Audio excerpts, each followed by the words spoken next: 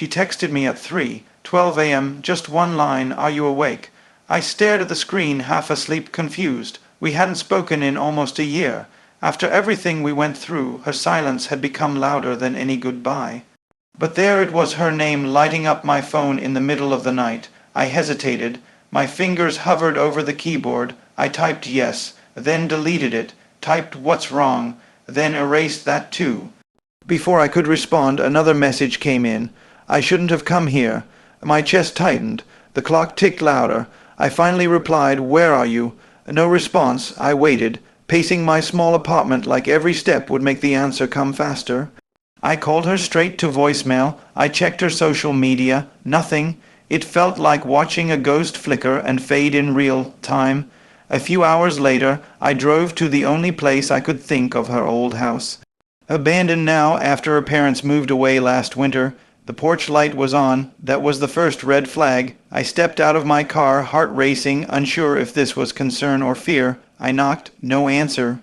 Then I noticed the door slightly open. I called out her name into the silence. My voice bounced back like an echo from somewhere darker than night. Inside, everything was still. Dust covered the floor like a forgotten memory. And then, on the kitchen counter, her phone, screen cracked, message still open, my last reply glowing back at me, "Where are you?" I backed out slowly, no sign of her, no footprints, nothing. I reported it. The cops took my statement. They said she was last seen days ago, nowhere near here. But I know what I saw. I know she reached out. I still have the texts. The number doesn't work anymore. Sometimes I wonder. Did she ever send those messages, or was that her way of saying goodbye? One last whisper at 3:12 a.m., and even now, every night at exactly 3:12, my phone lights up, but there's never a message. I didn't expect the night to begin the way it did. Honestly, nothing about that day had felt unusual. It was one of those quietly exhausting evenings where you collapse into bed with your thoughts turned off like a switch. No music, no late night snacks, no open laptop humming on the desk. Just darkness, the kind that doesn't feel heavy or sad, just blank. My phone was on silent. I wasn't expecting any calls, any texts, or any reminders that I still existed in someone else's life. The only sound in my apartment was the low buzz of the refrigerator and the occasional rustle of the wind teasing the blinds. The world, or at least my corner of it, had already gone to sleep. At 3:12 a.m. the silence broke. My phone lit up against the blackness of my room like a whisper trying to scream. I didn't notice it immediately. I was half asleep, in that weightless state where your thoughts dissolve like mist, and dreams begin to take shape. But something made me open my eyes. Maybe it was the light, or maybe it was something deeper, something in my subconscious that recognized her name before I did. There it was, her name, glowing on the screen like it had every day, once upon a time. Before silence replaced us, before we became ghosts to each other, I didn't reach for the phone right away. I just stared at it, heart beginning to beat faster without permission. You know that feeling when something from your past suddenly surfaces, raw and untouched. That's what it felt like. Her name wasn't just a name. It was a sound that echoed inside me, even though no one had said it aloud in months. It carried the weight of memories, of long conversations that once mattered, of arguments that ended things, and the cold quiet that followed. I remember blinking slowly, trying to understand if I was dreaming, or if my mind was playing one of its cruel tricks, the kind it does when you miss someone you've trained yourself to forget. But the light on my phone was real. The message notification was real, and so was the chill that ran down my spine when I saw what she had sent. Asterisk, "Are you awake?" Asterisk, just those 3 words, simple, plain, familiar, terrifying, because they weren't just words, they were an echo from a different life. They were the exact words she used to send when we were still close, when she couldn't sleep, when something was wrong, and she didn't want to be alone with her thoughts. I remember late nights when she'd call me at 2 a.m., voice trembling but trying to hide it, whispering secrets she didn't trust anyone else with. And now, after all this time, after all the silence, those same words were back on my screen like a ghost that didn't know it was supposed to stay dead. I sat up in bed, pulse hammering in my chest. My room was still quiet, still dark, but it didn't feel safe anymore. It felt like something had entered, not physically, but emotionally, mentally, something had reopened that I had sealed off. I picked up the phone with hesitant fingers. My thumb hovered over the screen. The message was still there. No typing dots, no follow-up, just the question, asterisk, are you awake? Asterisk, and in that moment I didn't know if I was. Because how do you measure wakefulness when your reality shifts in seconds? A million thoughts ran through my mind. Why now? Why her? Why 3:12 a.m.? Had something happened? Was she in trouble? Was she thinking of me, regretting things, needing someone? Or was this something darker, something uncanny and wrong, like the universe rewinding a moment that wasn't supposed to return? I hadn't seen or heard from her in 11 months, 3 weeks, and 6 days not that I was counting. But grief has a way of engraving dates into your memory. We hadn't parted on bad terms, not exactly. There were no final fights, no screaming matches or broken glass, just distance, just misunderstandings that grew like moss, quiet and suffocating, until one day we stopped checking on each other. The kind of silence that starts out innocent but ends up irreversible. So her message didn't feel casual. It didn't feel like someone reaching out for no reason. It felt deliberate, heavy, urgent in its own subtle way. I wanted to reply instantly. I wanted to ask, asterisk, what's going on? Where are you? Are you okay? Asterisk, but I froze, because replying meant reopening something. It meant acknowledging that she still had the power to reach me not just through text, but through memory, through presence. And the truth was, I had spent months trying to forget that she ever existed, not because she wasn't important, but because she was too important. I read the message again, over and over, like there was something between the words I had missed. Asterisk, are you awake? Asterisk, 4 syllables, 11 letters, but so much unsaid. I thought of all the versions of her that had lived in my mind over the months. The one I remembered laughing in the rain, the one I imagined crying after we stopped talking, the one who might have moved on completely and never looked back. And now I had to add another version, the one who, for some unknown reason, was texting me at 3:12 in the morning. I considered the possibilities. Maybe it was an accident. Maybe she was texting someone else and hit the wrong name. Maybe she was drunk, or lonely, or scared. Maybe it wasn't even her. Maybe someone else had her phone. Or maybe, just maybe, this was something I wasn't meant to understand yet. Still, I didn't respond. Not because I didn't care, but because I cared too much. Instead, I stared at the phone, hoping another message would come. Something that would explain everything. Something that would let me off the hook of making a decision. Something that would guide me. And then, as if on cue, the phone lit up again. But that's another part of the story. I didn't reply, not because I didn't want to, not because I didn't care, but because everything in me, every instinct, every scar, every unfinished thought collapsed under the weight of those 3 words. Asterisk, are you awake? Asterisk, that simple question pulled me apart. There's something strange that happens when someone from your past reaches back into your life. It's not just about memory, it's about muscle memory, emotional muscle memory, like your heart remembers how to hurt before your mind can catch up. And in that moment, staring at her name on my screen, I could feel every old conversation, every night we stayed up talking until the sun painted our rooms in gray, every goodbye we never really said. I could feel it all stirring again. I held the phone in my hand like it was a detonator. One reply and everything I had buried could come rushing back, but not replying. That was a different kind of detonation, a quiet one, the kind that eats at you later when it's too late to say anything. And what was I supposed to say anyway? Yes, I'm awake. Yes, I'm still here. Yes, you still have this power over me. Yes, you still haunt me. I typed it out once, just yeah. 3 letters, a whisper. A lifeline, but I couldn't hit send. My thumb hovered over the screen, frozen like the rest of me. Because if I said yes, what came next? Was she reaching out because she needed help, closure, forgiveness? Or was this some cruel joke by the universe, testing me with the same person I had tried so hard to let go? I deleted the message, then I typed again, is everything okay?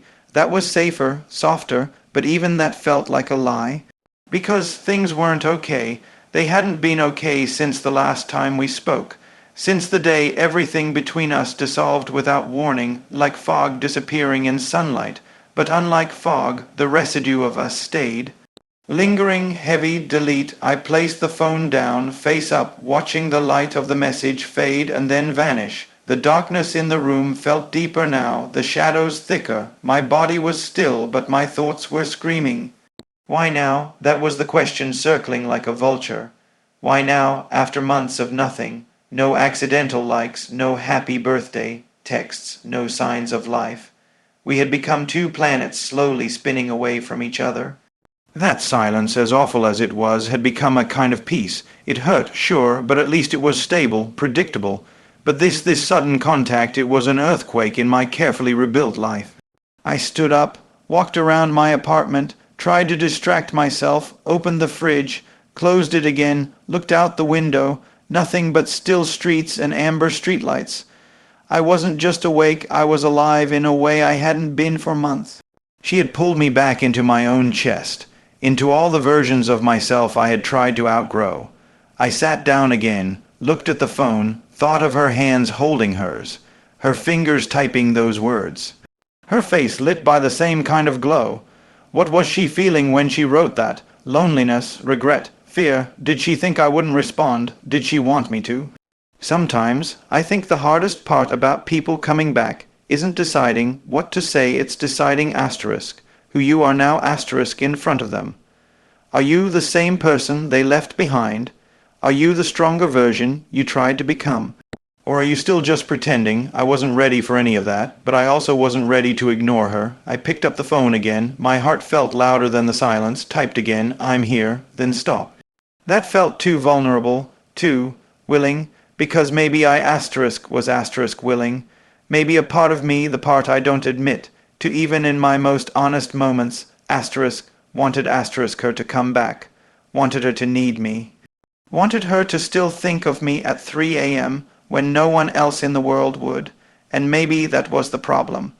Because if she was reaching out just to say goodbye, to tie up one last loose end in her life, I didn't know if I had the strength to hold the scissors.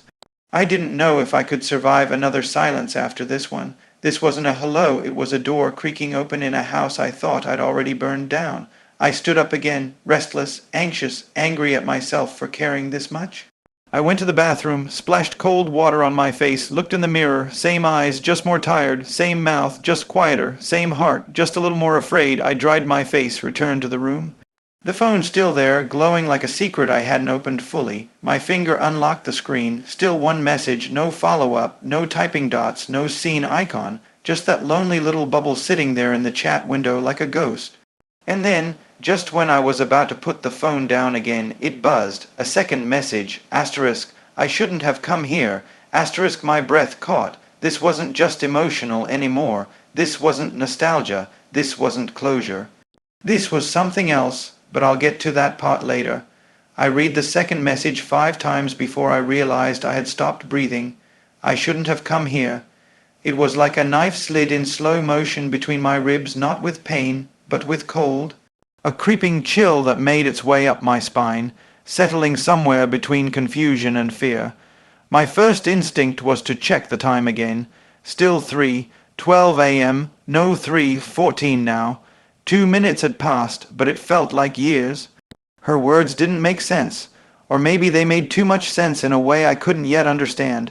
I shouldn't have come here. Where to me? To wherever she physically was, to something else entirely? The message wasn't long, but it was layered. I felt every syllable pressing against me like weight on my chest. There was something final about it, something laced with regret or danger, or maybe both. It didn't feel like a conversation starter, it felt like a confession. The kind of thing someone says when they're standing in the wrong place at the wrong time, thinking of the wrong person, and they know it. I stared at the screen like it could give me more answers than it had. My mind started spinning through possibilities, each one worse than the last. Was she outside my apartment? Had she come here and turned away? Was she in trouble? Was she lost physically, emotionally? Was she somewhere she shouldn't be? I stood up, turned on the light, then immediately turned it back off.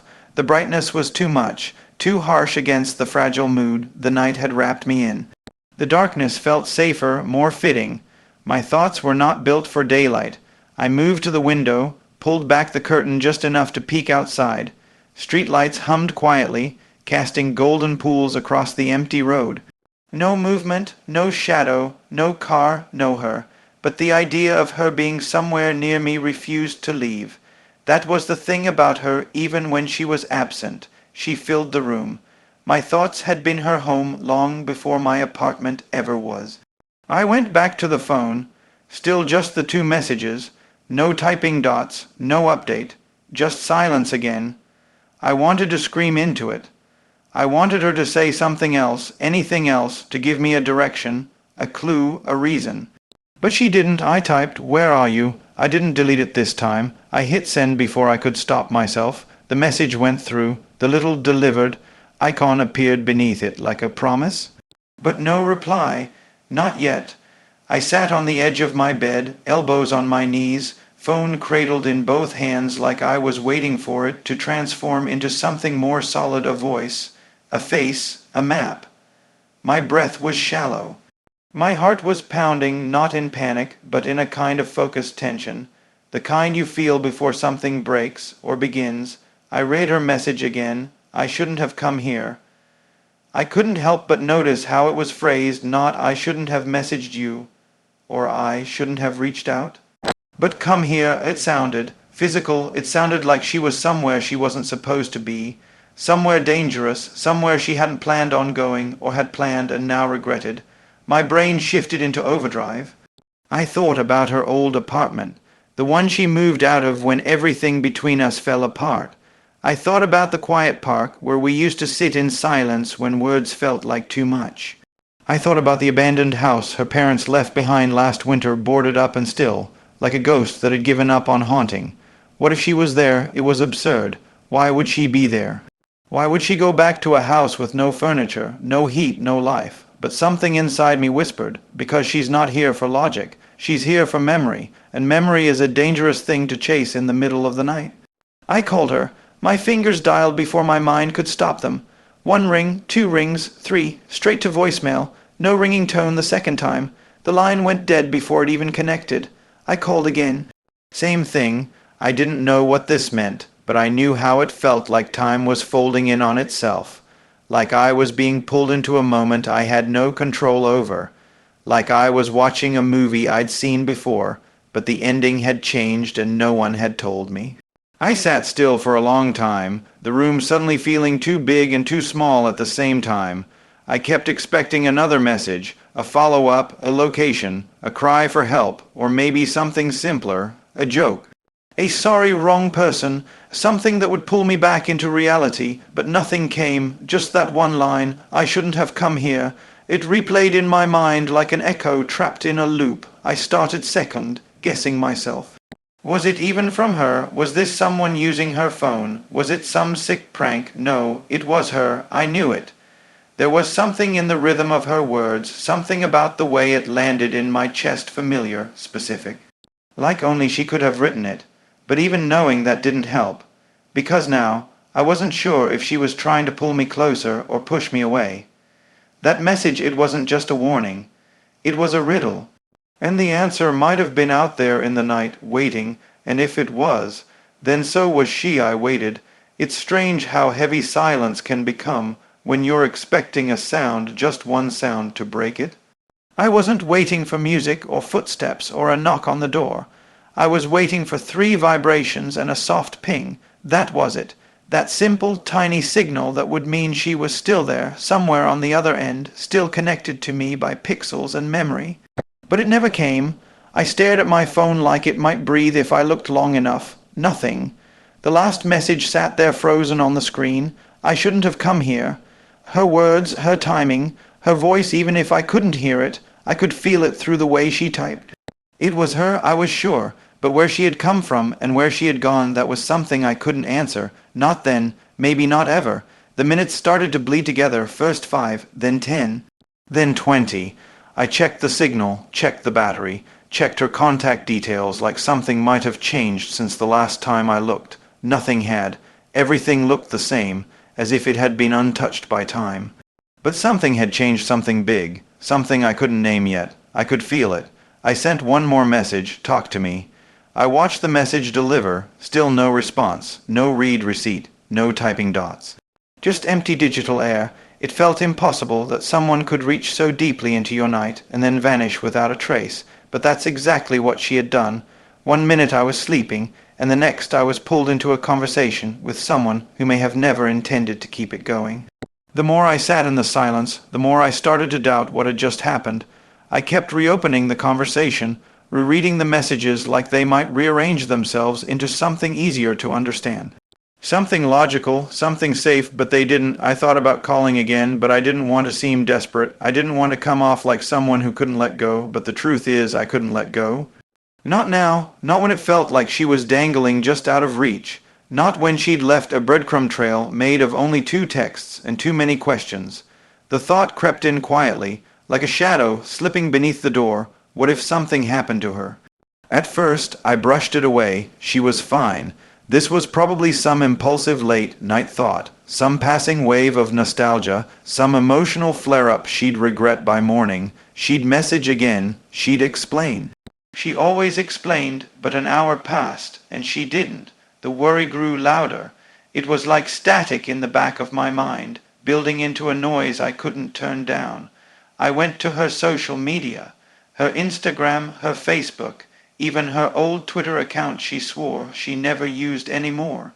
Nothing new, no stories, no posts, no cryptic tweets or dark quotes to hint at anything being wrong, just silence, the kind of silence that didn't feel like privacy. It felt like absence. I checked our last messages before tonight. 11 months ago, a goodbye that wasn't called a goodbye, just space. Just a slow fade until it stopped hurting as much. And now she was back for a moment and now gone again. Was I going crazy? Had she sent that message and changed her mind? Was it a mistake? Did she regret reaching out? Or was she trying to tell me something she couldn't say out loud? I looked out the window again. I don't know what I expected her standing there in the glow of a street lamp. Her car parked by the curb. Nothing was out there but the soft hum of night and the quiet ache that had moved into my bones. I kept telling myself this wasn't like her. But maybe I didn't know what her looked like anymore. I checked the messages again. Still nothing. She was gone. Just like before, only this time it felt different. This time she had shown up first. She had opened the door. She had whispered into the darkness. And then she'd closed it before I could even step through. I stayed awake for the next 2 hours, not scrolling, not talking, just waiting for a sound, for a sign, for her. But none of it came. And that's when the fear really began, not the kind with monsters or blood or shadows, but the kind where you realize the person who once felt more real than anything else now felt like a ghost you might never reach again. Something inside me shifted. It wasn't panic, not exactly. It was quieter than that. A slow realization that settled into my chest like a knot being tied, not tight enough to strangle, but firm enough to hold me in place. A sense that something was wrong, and the usual ways of pretending otherwise weren't going to work this time. I couldn't sit still anymore. I picked up my phone again, unlocked it with the same motion I'd done 1,000 times before, except this time it felt like handling something sacred.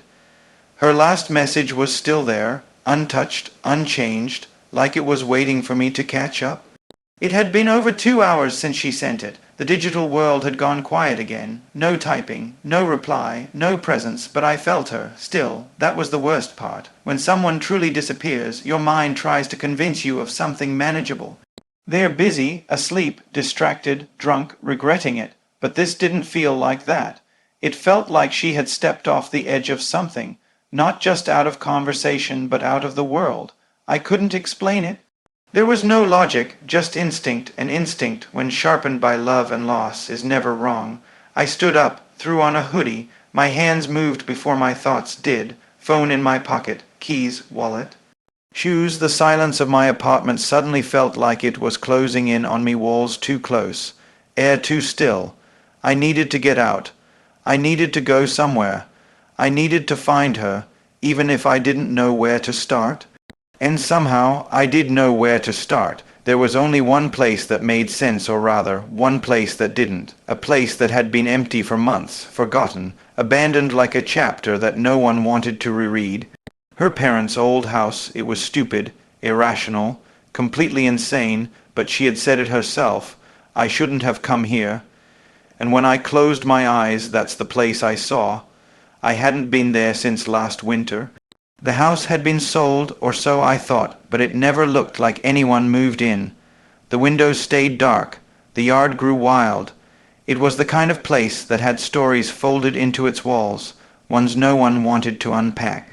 We used to spend hours there in the summers, when our parents were away, and we were pretending we were older than we were lying on the floor with the windows open, playing music too loud, kissing between conversations, laughing in that fragile, floating way that only first love knows how to laugh. That house held the last version of us that was still whole, and now it was pulling me back. The streets were empty, the drive was short, but every second stretched. My hands gripped the wheel harder than necessary. I barely blinked. My heart was trying to run ahead of me. I turned onto her old street and felt the air change. Maybe it was memory. Maybe it was something else. But the temperature felt colder here, the shadows heavier. Even the sky looked different, darker, thicker, like it knew something I didn't, and then I saw it, the house still there, still silent, still wearing its abandonment like a second skin, but something was off. The porch light was on. I stopped the car and stared. The light flickered once, then held steady. It was old, the kind of light that hadn't been changed in years. The last time I had been here, it had been off. Always off. No one had lived here for months. No one should have been here now, except maybe her. That stupid, irrational hope lit up inside me like a spark I thought I'd buried. Maybe she came back to the one place she knew I'd understand. Maybe this was her way of leading me home. I stepped out of the car. The air hit me like ice. My breath curled in front of me. I walked slowly toward the porch, every footstep echoing louder than the last. The wood creaked beneath me like it was remembering me too. I knocked on the door, once, twice, nothing. I called her name softly at first, then louder. No answer. My hand trembled as I reached for the knob. It was already open, just slightly, just enough. I pushed. The door creaked open like a secret being revealed too slowly. I stepped inside, and the past swallowed me whole. The air inside the house was colder than outside. It wasn't the kind of cold you feel when you forget to close a window. It was the kind that clings to your skin still unmoving. A cold that hadn't been disturbed in months, or maybe longer. It smelled like dust and wood and time, not decay, but something close to it, like memories sealed in airtight jars, waiting too long to be opened. The floorboards creaked beneath every step. I moved slowly, as if walking too fast would wake something that had been sleeping. The house was dark, except for the faint porch light seeping through the open door behind me. I didn't turn on the flashlight yet. I didn't want to blind myself. I wanted my eyes to adjust to take it in as it was.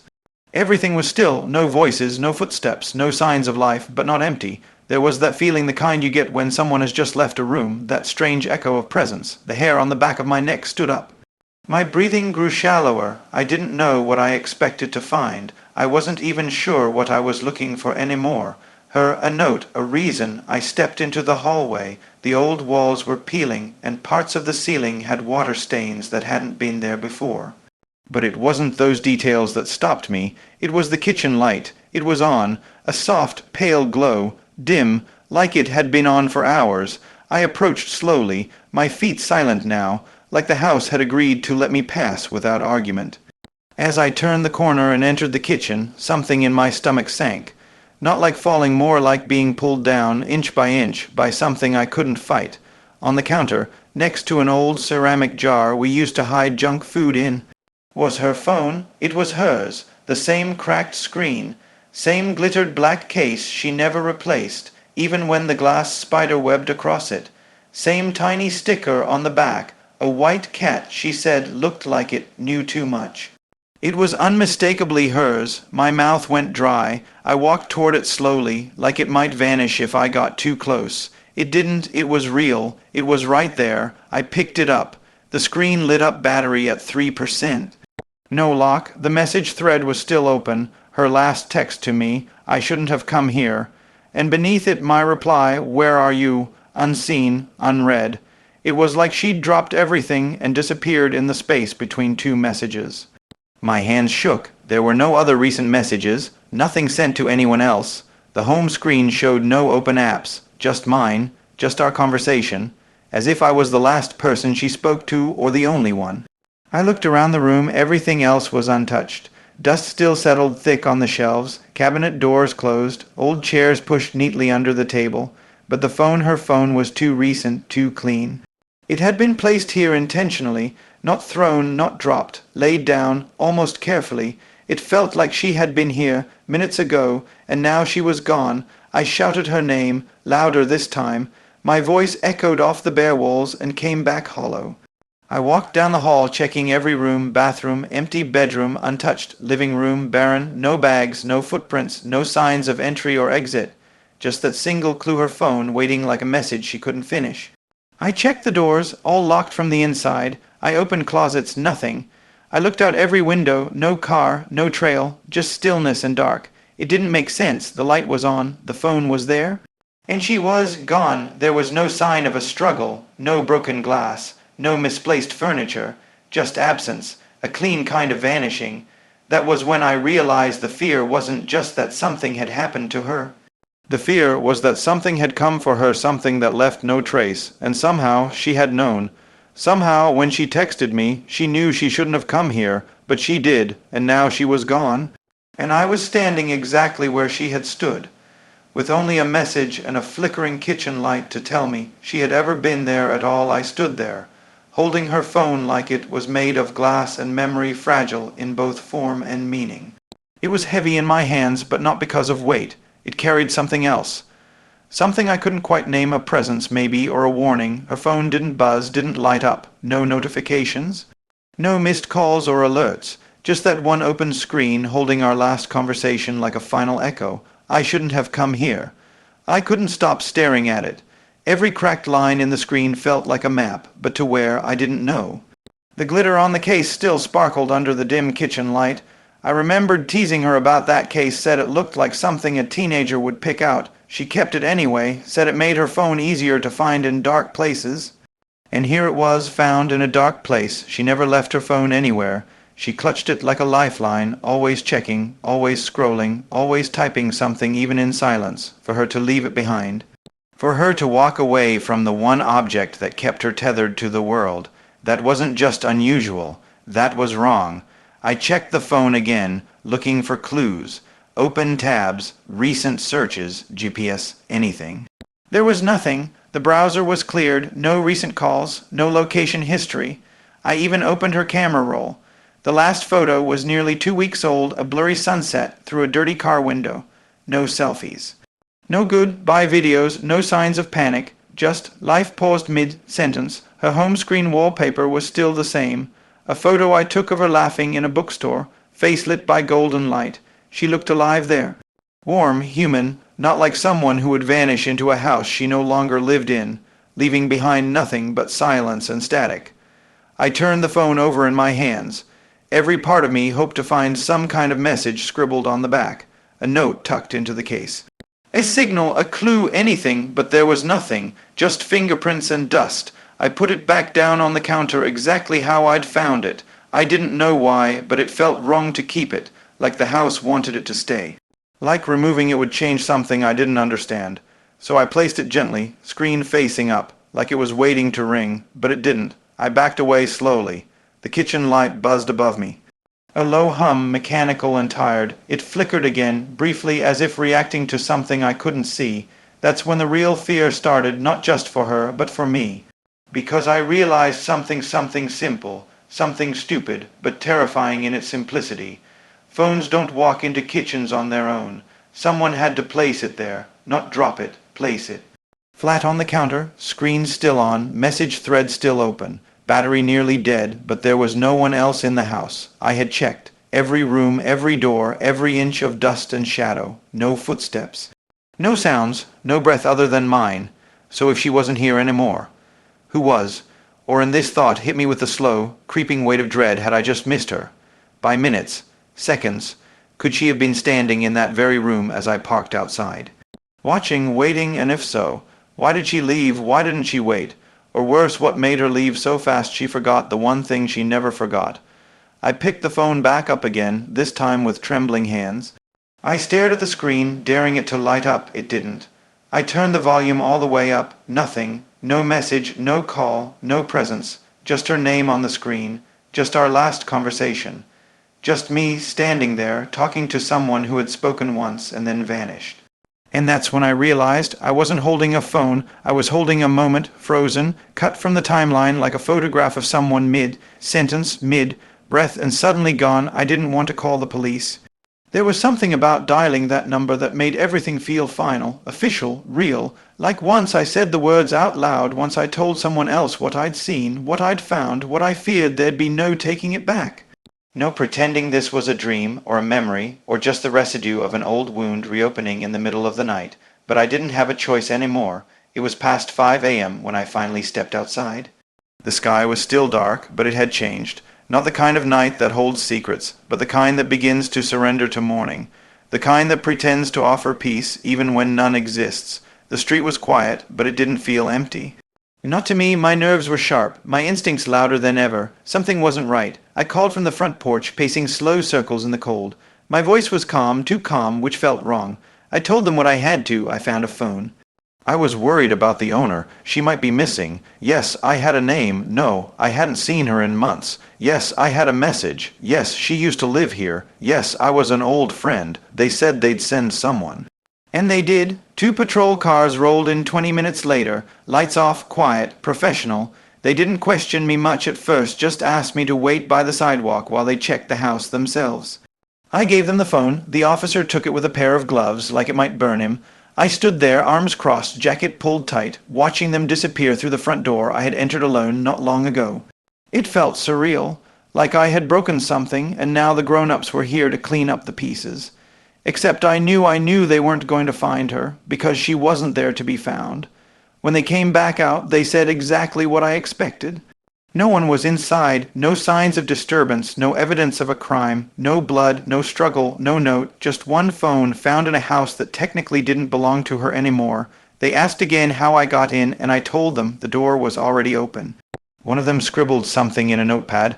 I gave them her full name, her number, her birthday, every detail I could remember, which turned out to be more than I realized. I told them about the message, the timing, the silence that followed, the fear, the house, the fact that her phone, was still logged into our conversation, as if I'd stepped into a paused moment in time. They took it seriously. At first, they told me they'd check for any recent reports involving her. A missing persons report, a hospital admission, an arrest, anything. They asked me to stay nearby while they made a few calls. I sat on the curb. My body was still. My mind was racing. My breath fogged in front of me. And then the officer returned, holding a clipboard and a strange look in his eyes, a mix of discomfort and confusion. He glanced at his partner, then at me. According to the records, he said slowly, she was last seen 3 days ago. I blinked. 3 days ago. He nodded. In another city, 3 hours from here. I couldn't speak. She was picked up by a friend from work, dropped off at her apartment. Her neighbor says she saw her go inside that evening. No one's reported her missing, but I got a message from her tonight. The officer nodded again, but it didn't feel like agreement, more like acknowledgement. Like he was checking a box. We'll reach out to her listed contact numbers. If she responds and confirms she's okay, we'll update the report. She left her phone in that kitchen. People lose phones all the time, he said. I looked at him, really looked at him, not like this. He didn't argue, he didn't agree. He just turned back to his partner and walked toward the car. The conversation was over, and just like that, the mystery became mine again. They didn't confiscate the phone. They logged it, bagged it, told me someone from missing persons might follow up. That was all. I watched them leave, taillights fading into the misty blue that comes just before sunrise. And then I was alone again, alone with a house that held no answers, alone with a phone that no longer rang, alone with a question that had only grown heavier since the night began. If she was seen 3 days ago, somewhere far from here. How did she send me that message? Why was her phone waiting in that kitchen? And why, if she was safe, did she sound so afraid? The sun had started to rise, but it didn't feel like morning. The light was pale, thin, colorless, not golden or warm like I remembered. Just enough to show that the night had passed, but not enough to prove that anything had changed. I sat on the front steps of the old house with my elbows on my knees, staring at the street like the answers might come walking toward me. They didn't. I replayed everything in my head, every message, every second, every breath I took since the moment I read her text, "Are you awake?" It had felt like the beginning of something, or maybe the end. And now it felt like both. I wanted to go back in time. I wanted to respond faster. I wanted to catch her message in the moment it was sent, before it became the last thing she ever said to me. But there was no going back. Just questions, endless, spiraling, impossible questions. If she was last seen 3 days ago, then where had she been between then and now? If she hadn't been reported missing, why did it feel like she had vanished completely? If she left her phone in this house, a place she had no reason to return to, what was she trying to tell me? Had she come here looking for something? Had she come here for me? And if so, why didn't she wait? Why didn't she knock? Why didn't she call out my name? Was I too late by minutes, hours? Was I supposed to stop her from doing something? Or was I the last person she trusted enough to leave a trace behind for? It wasn't just that she disappeared. It was the way she disappeared, silent, deliberate, like slipping out of her own life and leaving the outline behind. That phone, sitting on the counter, still haunts me. It didn't feel abandoned. It felt placed, offered, like a breadcrumb in the dark, like a message that couldn't be spoken aloud. I kept thinking about her second text. I shouldn't have come here. Not I regret reaching out. Not I miss you. Not I made a mistake. It was heavier than all that. Like a warning, or a final thought meant for someone who would understand the meaning without asking. But I didn't understand, and maybe that was the most terrifying part.